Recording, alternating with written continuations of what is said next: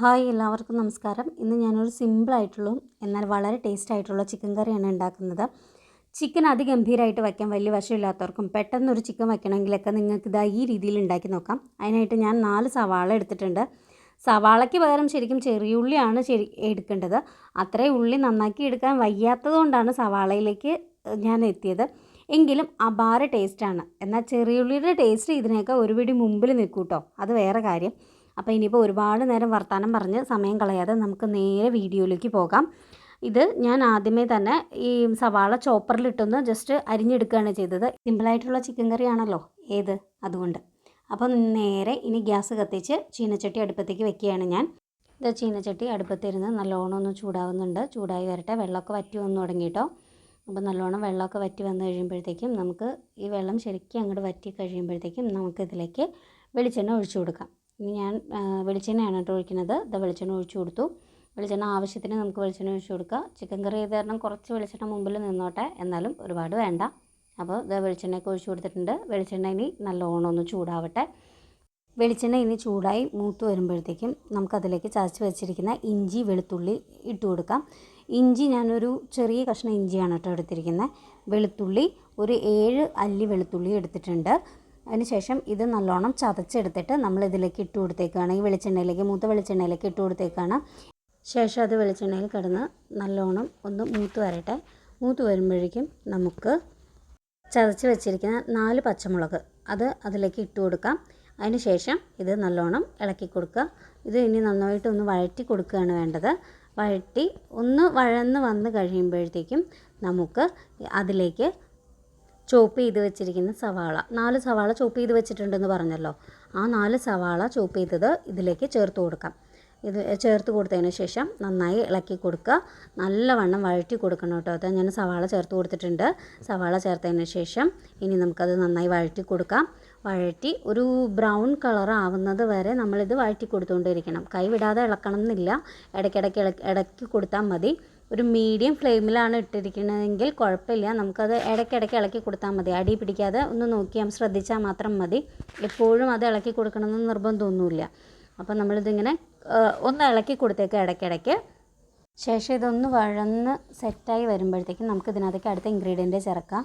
അടുത്തതെന്ന് പറഞ്ഞിട്ടുണ്ടെങ്കിൽ തക്കാളി വറ്റലമുളകും കൂടെ ഞാൻ മിക്സിയുടെ ജാറിലിട്ട് ഒന്ന് ചതച്ചെടുത്തതാണ്, ഒന്ന് ക്രഷ് ചെയ്തെടുത്തു കേട്ടോ. അതാണിത്. അതും കൂടി ഇതിലേക്ക് മിക്സ് ചെയ്യുക. മിക്സ് ചെയ്തിട്ട് ഇതും വീണ്ടും ഇളക്കുക. നല്ലോണം ഇളക്കി കൊടുക്കുക. കുറച്ച് വെളിച്ചെണ്ണ കുറവ് തോന്നി, അപ്പോൾ അതുകൊണ്ട് ഞാൻ കുറച്ചുകൂടെ വെളിച്ചെണ്ണ ഒഴിച്ചു കൊടുത്തു. വെളിച്ചെണ്ണ ഒഴിച്ചു കൊടുത്തതിന് ശേഷം ഒന്ന് മിക്സ് ചെയ്യുക. ഇതെല്ലാം കൂടി നന്നായിട്ട് മിക്സ് ചെയ്യുക.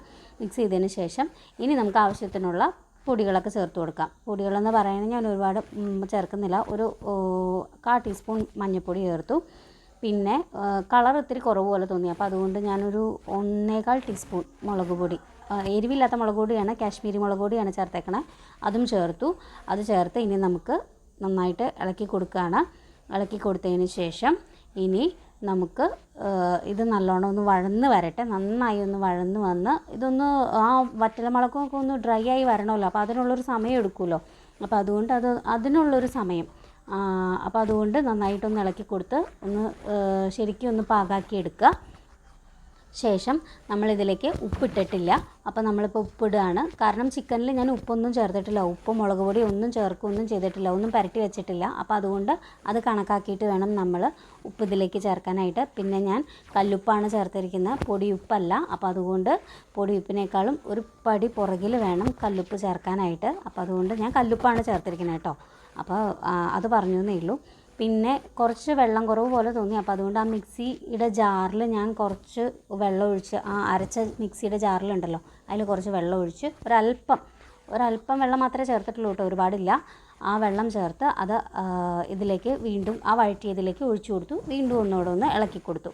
ഇനി അത് ഇളക്കി ഒന്ന് സെറ്റായി വരട്ടെ. ഒന്ന് തട്ടിപ്പൊത്തിയൊക്കെ ഒന്ന് വെച്ച് ഒന്ന് സെറ്റായി വരട്ടെ. വഴന്ന് നല്ലോണം ഒന്ന് ഇപ്പോൾ ഏകദേശം കണ്ടോ, നിങ്ങൾക്ക് കണ്ടപ്പോൾ തന്നെ മനസ്സിലായി. അതിൻ്റെ കളറിലൊക്കെ ഒന്ന് നല്ലോണം ചേഞ്ച് വന്നിട്ടുണ്ട്. നല്ലോണം ഡ്രൈ ആയി ശരിക്കും ഒന്ന് വഴന്ന് വന്നിട്ടുണ്ട്. ഇനി ഈ വഴന്ന് വന്നതിലേക്കാണ് നമ്മൾ ഇനി നമ്മുടെ ചിക്കൻ ചേർക്കാൻ പോകുന്നത്. ഇത് ചിക്കൻ ചേർക്കാൻ പോവുകയാണ് കേട്ടോ. ചിക്കൻ കുറേശ്ശെ ഏകദേശം ഒരു കിലോ ചിക്കനുണ്ട്. അപ്പോൾ ഈ ഒരു ചിക്കൻ ഞാനത് അങ്ങോട്ടേക്ക് ചേർത്ത് കൊടുക്കുകയാണ്. ഇത് ചിക്കനെല്ലാം ചേർത്ത് കൊടുത്തു കേട്ടോ. ചിക്കൻ ചേർത്ത് കൊടുത്തതിന് ശേഷം ഒന്ന് ഇളക്കി കൊടുക്കുക. പിന്നെ ഇനി കുറച്ചുകൂടെ ചിക്കൻ ഉണ്ട്, അതും കൂടി ഒന്ന് ചേർത്ത് കൊടുക്കുകയാണ്. ബാക്കിയുള്ള ചിക്കനും കൂടി അങ്ങ് ചേർത്ത് കൊടുത്തിട്ട് ഒന്നുകൂടെ ഒന്ന് എല്ലാം കൂടി നന്നായിട്ട് മിക്സ് ചെയ്യുക. മിക്സ് ചെയ്ത് ശരിക്കും ഞാൻ തുറന്നു വെച്ച് തന്നെയാണ് കേട്ടോ വേവിക്കുന്നത്, അടച്ച് വെച്ചല്ല വേവിക്കുന്നത്.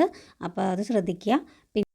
പിന്നെ നമ്മൾ ആവശ്യത്തിന് മല്ലിയില ചേർക്കുക, ടേസ്റ്റിനനുസരിച്ച്. ഒരുപാടൊന്നും ചേർത്ത് കൊടുക്കണ്ട കേട്ടോ, ഒത്തിരി ചേർത്ത് കൊടുത്താൽ ഭയങ്കര ഒരു മല്ലിയിലയുടെ കുത്തൊക്കെ വരും. അപ്പോൾ അതുകൊണ്ട് ആവശ്യത്തിന് ചേർത്ത് കൊടുക്കുക.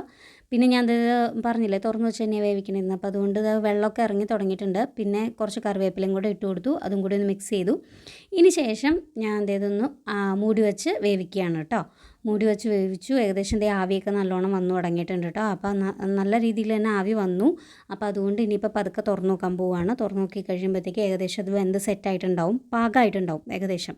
അപ്പോൾ അതുകൊണ്ട് ഇനിയിപ്പോൾ അത് തുറന്നു നോക്കാം നമുക്ക് എന്തായാലും. തുറന്നു നോക്കിയപ്പോൾ ഇതാ ഇങ്ങനെയാണ് കേട്ടോ. വെള്ളമൊക്കെ നല്ലോണം ചിക്കനിൽ നിന്ന് ഇറങ്ങി അത്യാവശ്യം നല്ല രീതിയിൽ തന്നെ വെന്തിട്ടുണ്ട്. ഇവിടെയൊക്കെ എല്ലാവർക്കും അത്യാവശ്യം ചിക്കനിൽ നിന്നല്ല എല്ലിൽ നിന്ന് ചിക്കൻ നല്ലോണം ഇങ്ങനെ വിട്ട് നിൽക്കണം. അപ്പോൾ അതിന് ശരിക്കും ഇങ്ങനെ പഞ്ഞി പോലെ വേവണം. അപ്പോൾ അതുകൊണ്ട് ഞാൻ കുറച്ചുകൂടെ ഒന്ന് വേവിക്കാറുണ്ട്. അപ്പോൾ അത് കാരണം ഞാൻ ജസ്റ്റ് ഒന്നുകൂടെ അത് അടച്ചു വെച്ചിട്ട് ഒന്നുകൂടെ വേവിക്കുകയാണ്. അപ്പോൾ വേവിച്ച് കഴിയുമ്പോൾ എന്താ പ്രശ്നം എന്ന് വെച്ചിട്ടുണ്ടെങ്കിൽ വീണ്ടും ഒന്നുകൂടെ വെള്ളം ഇറങ്ങും.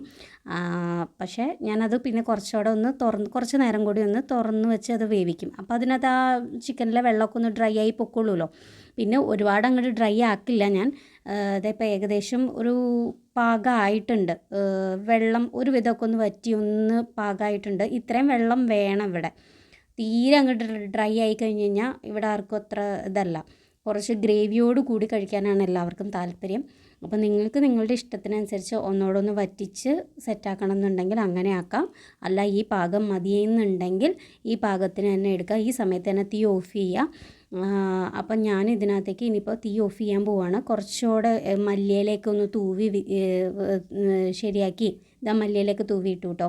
മല്ലിയിലേക്ക് തൂവി വെച്ചിട്ട് പിന്നെ ഞാൻ ആ തീ ഓഫ് ചെയ്തു. എന്നിട്ട് ഞാൻ ഇതാ അടച്ചു വയ്ക്കാൻ പോവുകയാണ്. അപ്പോൾ ഈ ചിക്കൻ കറി നിങ്ങൾക്ക് എല്ലാവർക്കും ഇഷ്ടപ്പെട്ടു എന്ന് ഞാൻ വിചാരിക്കുന്നു. വളരെ സിമ്പിളാണ് ഈ ചിക്കൻ കറി ഉണ്ടാക്കാനായിട്ട്. ഇപ്പോൾ പറയുമ്പോൾ ഒരുപാട് നേരം ഉണ്ടെന്ന് മാത്രമേ ഉള്ളൂ. ഉണ്ടാക്കാനായിട്ട് വളരെ സിമ്പിളാണ്. അപ്പോൾ എല്ലാവരും ഒന്ന് ഉണ്ടാക്കി നോക്കുക. അപാര ടേസ്റ്റുമാണ് കേട്ടോ. അപ്പോൾ നിങ്ങൾ ദയവ് ചെയ്ത് എല്ലാവരും ഒന്ന് ഉണ്ടാക്കി നോക്കുക. ഉണ്ടാക്കിയിട്ട് അഭിപ്രായം പറയുക. അപ്പോൾ പുതിയൊരു വീഡിയോയിലൂടെ വീണ്ടും നമുക്ക് കാണാം. അതുവരേക്കും ബൈ ബൈ.